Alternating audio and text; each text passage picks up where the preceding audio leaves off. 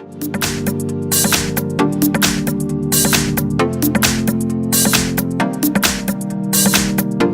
I've got Huawei Y7 2019, and let me show you how to change a wallpaper on the following device.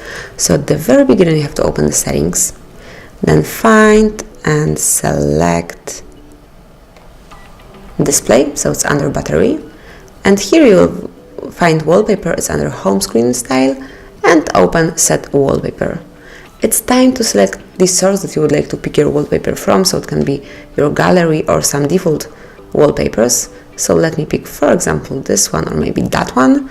Then you can select if you would like to make an illusion of this wallpaper, or if you want to switch it off, or if you want this wallpaper to be scrollable or no. I will leave it this way, and then simply tap on confirmation icon, click over here, and finally, lastly, you have to decide if you want this picture to cover just your lock screen, your home screen, or both of them. So let me pick both, wait a few seconds until it's set up, and from now on, your home screen is covered with this new wallpaper and also the lock screen as well. So that's it. Now you can change your wallpaper whenever you want to. Thank you for watching. Please subscribe our channel and leave the thumbs up.